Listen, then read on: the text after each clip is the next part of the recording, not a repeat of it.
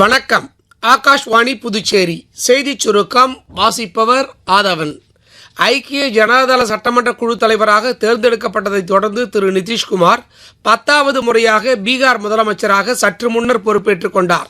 பிரதமர் திரு நரேந்திர மோடி, உள்துறை அமைச்சர் திரு அமித்ஷா, பாஜக தேசிய தலைவர் திரு நட்டா, மத்திய அமைச்சர் திரு தர்மேந்திர பிரதான், பாஜக ஆளும் மாநிலங்களின் முதலமைச்சர்கள் உள்ளிட்ட முக்கிய கட்சி பிரமுகர்கள் இப்பதவியேற்பு விழாவில் கலந்து கொண்டனர். லோக் ஜனசக்தி, இந்துஸ்தானி அவாம் மோர்ச்சா உள்ளிட்ட கட்சிகளுக்கும் அமைச்சரவையில் பிரதிநிதித்துவம் அளிக்கப்பட்டுள்ளது.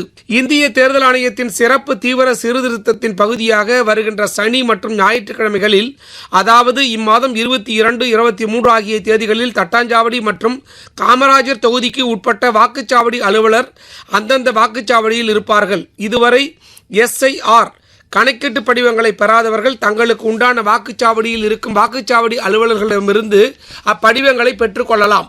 படிவங்களை பெற்றுக்கொண்ட பின்னர் அவரிடம் சமர்ப்பிக்கலாம் என்றும் வாக்காளர்கள் இவ்வாய்ப்பினை பயன்படுத்திக் கொள்ளுமாறு ஆதி திராவிடர் நலத்துறையின் இயக்குநரும் வாக்காளர் பதிவு அதிகாரியுமான திரு அர்ஜுன் ராமகிருஷ்ணன் செய்திக்குறிப்பு ஒன்றில் தெரிவித்துள்ளார்.